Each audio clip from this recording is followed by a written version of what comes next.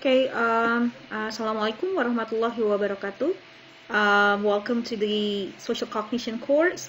So this is the first meetings, and I'm going to present you the video of the material, so you could watch it on your own, yeah, in a more flexible way. So the first topic that we are going to discuss in this course involves the introduction to social psychology. So this is essential because social cognition itself, it's actually a part of the introduction to social psychology. So the reason why we choose to separate introduction to social psychology into 3 different courses is that so the students would find it easier to digest those complex theories. So we try to group those concepts and basic theories into 3 different domains, so you could find the similarities between these concepts. Right. So for this first meeting, we're going to discuss a bit of introduction to social psychology, what makes it different from other subdisciplines in psychology, and how it would impact your studies when you already decide to learn psychology as your major. So the first thing is that defining what social psychology is. Yeah. So basically, when you choose to learn psychology, it means that you try to investigate the behavior of the human. So behavior would be the main object, the main subject. Yeah, the main subject matters that we concern when we learn about psychology. But not only observable behavior, we also concern on the underlying process, a more unobservable underlying process that cause or being impacted by behavior. Yeah. So this is why we define psychology is a science. When we learn about thoughts and feelings as an underlying process or a mental process that determines our behavior. But when it comes to social psychology, then we put social as an aspect that enrich our understanding, because we could not deny that our behavior is heavily impacted by the context. Yeah. So social situation or social context would explain a lot why some people would behave differently when they face the same stimulus. So the social situation itself, so what it actually means by when I say social, what it actually means is that social situation is that it does not only involve the idea of having an actual interaction, in-person interaction, when you feel the presence of others, and other could also feel your presence as well, and then you directly interact with other people. Yeah. So of course that would be a social context. Yeah, because you feel the presence of others, and other can feel your presence as well, and you have a direct interaction with each other. Yeah. So that would be a social context.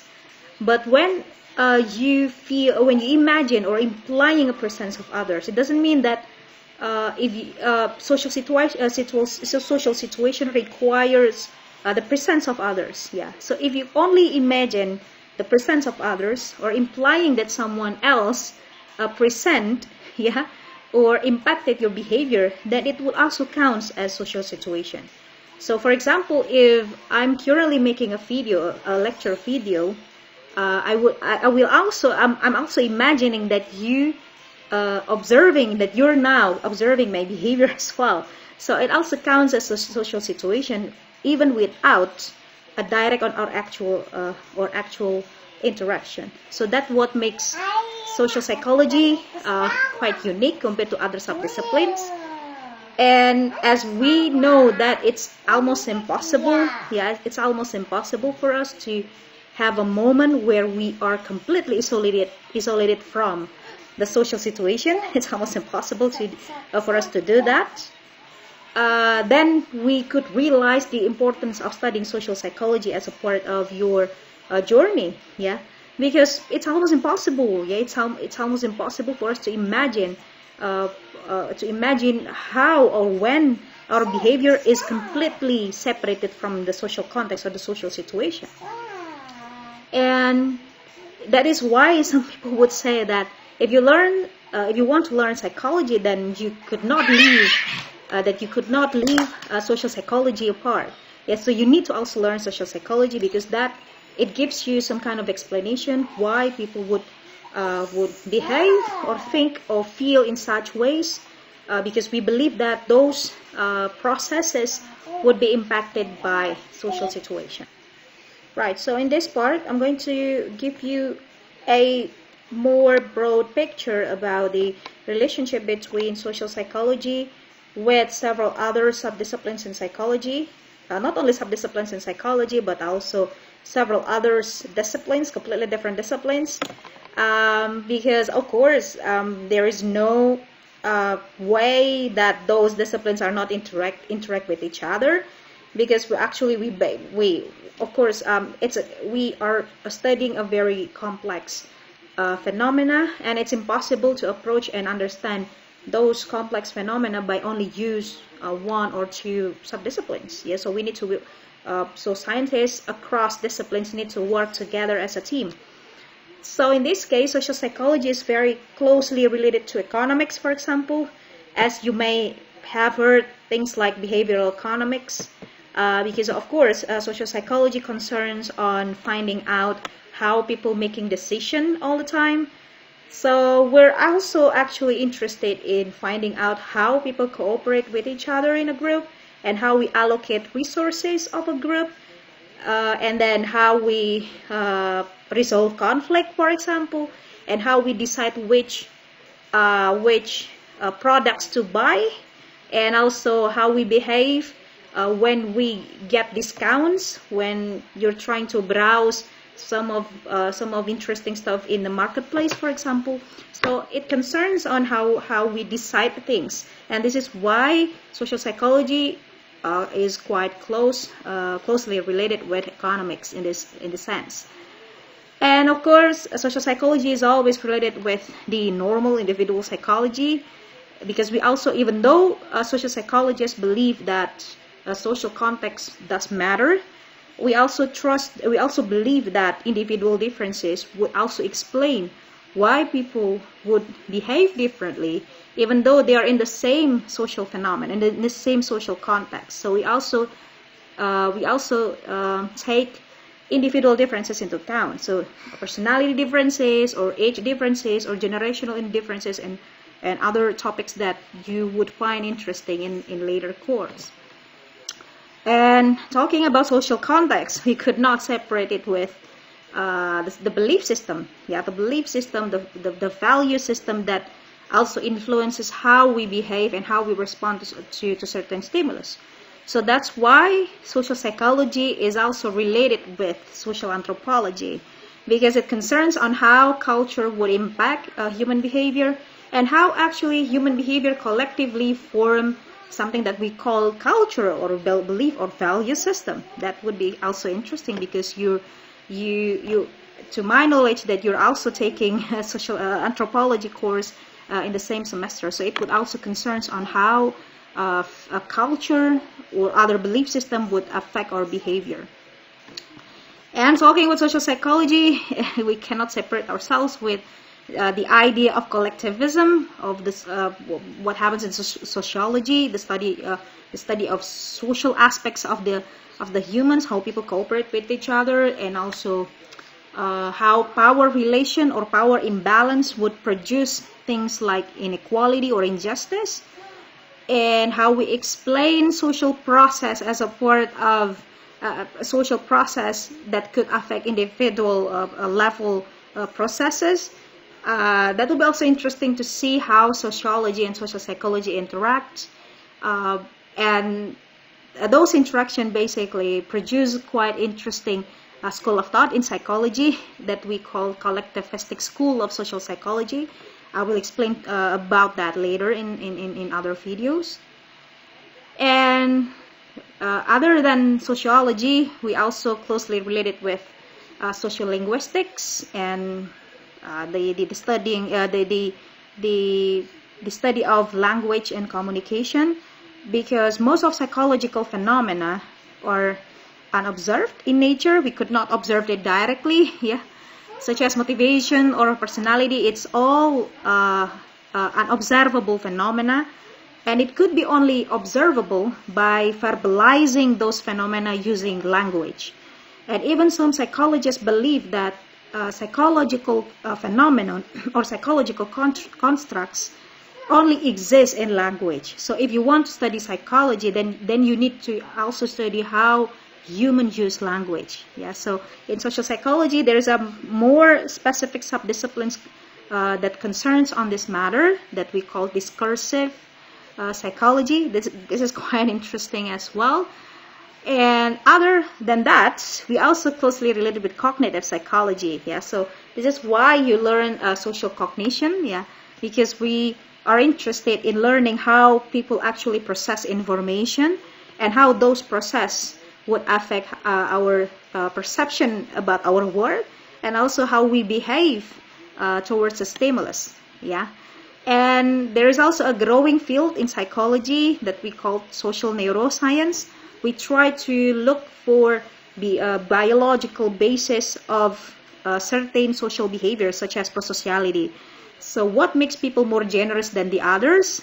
Maybe there is a behavioral explanation why some people would be more generous than the others, or why people are more aggressive than the other. Then you could use the wide range of literature in social neuroscience. And there are some topics that would be covered in social psychology. And we also arrange those topics according to its domain. Yeah. So one domain would be one course. So the first course that you're now are taking is social cognition. So we're concerned on why people tend to develop stereotypes. Yeah. Why people reduce the complexity of an individual into a few simple traits. For example, we believe that one person is unique and complex on its own. Yeah, their personality is complex, their learning process is complex, their cognitive process itself is complex. But when you know that someone is a Japanese, for example, then you could easily reduce those complexities into only a few traits. For example, that you tend to see a Japanese as being not assertive, or being too slow when talking, or rarely straightforward, or they might be more feudalistic when they maintain relationship with others, or stuff like that. So that would be also interesting. We're going to cover that in this course.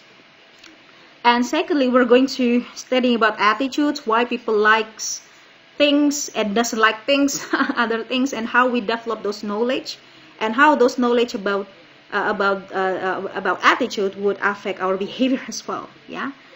And other things that we learn in social cognition itself, how we produce knowledge about ourselves, and how we form our identity, and how we present ourselves to other people, and what makes us unique, and stuff like that. I think that would be also interesting. And we're going to cover that after the midterm exam. After the midterm. And there are many more topics that I'm certain that you'd find it quite interesting as well. And the second domain that you're going to learn as a part of your education, that would be the concept of social interaction and the relation between social groups.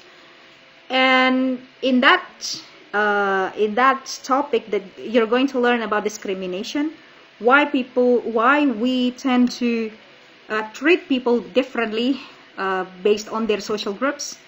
For example, you would be more kinder to someone who belongs to the same social groups as you are. Maybe if you are Muslim, you feel more comfortable with other Muslims instead of interacting with other people from other religious groups, for example. So why discrimination exists and how to actually reduce that. So you're going to learn that in in the second part of the Introduction to Social Psychology course. And other topics that would be covered as well, of course, romantic relationship, how people developed attachment, and how they fall in love, for example, and how they maintain a romantic relationship, and what happens after the relationship actually breaks down. Yeah, so that also very interesting topic that you're going to learn in social interaction course. And other than that, you're going to learn about how different social groups interact with each other, and how the group members actually internalize their social identity, and how those social identity overlaps over another. And that will be also interesting as well. And other than that, you're going to learn about aggression, why people behave quite horrible to one another, why they have a tendency to distract and harm other people. That would be the topic that you're going to learn in social interaction course. And the last part would be the social influence and the group dynamics, and this is quite interesting as well. You're going to learn why people would obey an authoritative figure, why we see someone as an authoritative figure, and why we could not resist. We could not resist the force of obeying those authoritative figure. And compliance, other than obedience, we also learn about compliance, why people comply to other people's requests. Even sometimes we are not completely conscious that we are complying other people's requests. Yeah.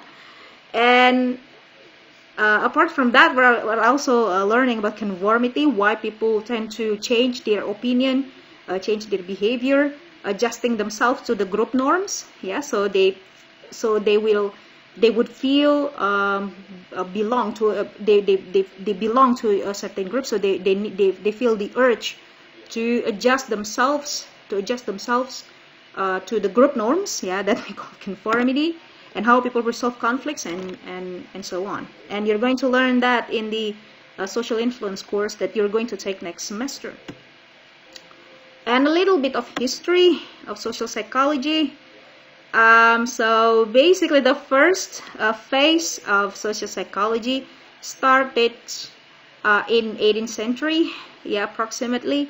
So the famous psychologists that you might also encounter in other courses, such as the history class, you're going to be introduced to someone called Wilhelm Wundt from Germany. So he is very prominent as a founding father of the scientific version of psychology.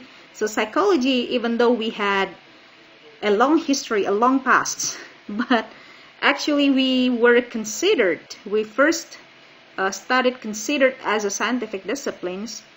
It was back in 1879 where Wilhelm Wundt built the first psychological laboratory in Leipzig in Germany.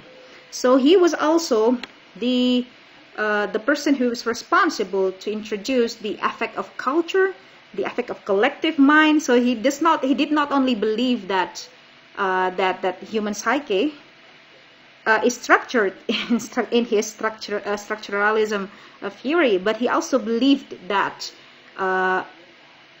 human psychological processes also consisted of something that he called collective mind. So we share similarities, we share the same process with other people. So this is the first initial idea of the social of social psychology. So we believe that there is also a degree of collectivity in our as a part of ourselves. And the second phase of the development of social psychology is that the increasing number of experimental studies. So experimental methods plays an important role in the development of social psychology, because the major and core theories in social psychology were developed using experimental method. So this is very essential and core. We could say that this is a very important a very important way to obtain knowledge. So we built our theories mostly using this experimental method. So the first experimental method in social psychology is the one that was conducted by Norman Triplett in the US. So he studied the effect of others' presence to one's performance. So he compared a cyclist performance when the cyclists do the cycling alone, and when the cyclists did the competition with other cyclists. And he found out that the performance of the cyclists would be much better when they compete with other cyclists rather than when they cycling alone. So this is the first notion, the first idea of social facilitation. It means that the presence of others would affect our own performance. And other than that, the idea of measuring attitudes, would be it was popular at that time. So you might have encountered a psychological scale, a psychological scale measuring certain psychological constructs. When you were presented by a number of statements, then you need to indicate yourself whether you agree to that statements or disagree with that statements. So we call that a Likert scale, a Likert scale, and it was firstly used to measure attitudes, but now we also use that to measure a lot of psychological constructs, and you're going to learn how to use that in one specific course that we called psychological measurement. That would be very interesting as well.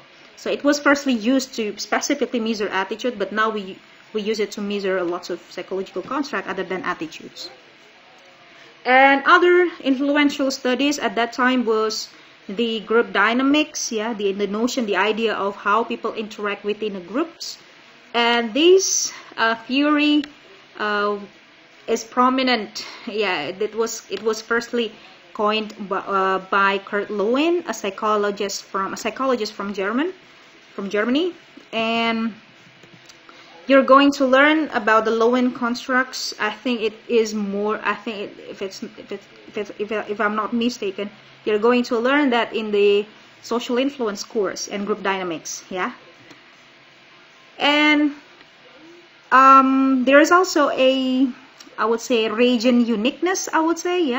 When we talk about the history of social psychology. So if you look at studies produced in the North America and studies that are produced in Western Europe, there are quite a lot of differences there.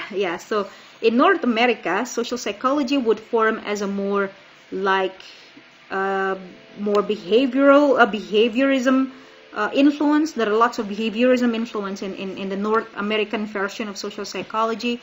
So you would see a lot of experimental studies there, and it's a bit more reductionistic. Some critics says that it leaves out the social part of the social psychology. But in the Western Europe, some people would try to combine social psychology with sociological theory. So we try to give a more nuance social nuance to social psychology. So they try to inject more social aspects or social process to social psychology. So this is why two important theories were born in Western Europe. Those are the social identity theory and also the social representation theory.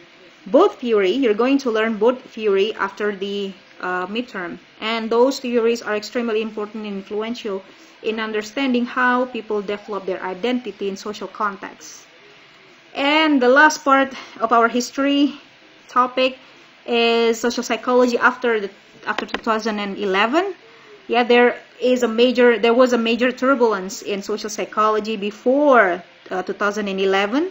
It was when the social psychologists did their research carelessly. Some prominent social psychologists were caught of doing fraud, of serious fraud, when they conduct their research, and it has raised a lot of skepticism about the validity of social psychological theory. Some people even questions further whether social psychology is a scientific discipline or not, because it seems that the social psychologists, they don't really serious about their research, so that their findings are most likely questionable, and we can't trust findings that do not come from a rigor and transparent research. So that's why people after 2011, social psychologists try to reform how they do research by doing their research more transparently. So this is why open science movement plays its role in reforming how social psychologists do their research. And the question is a very interesting question: is social psychology scientific? Do we believe that we're actually learning a scientific disciplines here? Yeah. So ideally, it is scientific. Ideally, I'm not talking about the reality, but ideally it should be scientific, because mostly social psychologists use scientific logic and method to test their theory, to develop their theories, and also to test their theories. Yeah. So without scientific method, we could not consider a knowledge or a discipline as scientific. Yeah.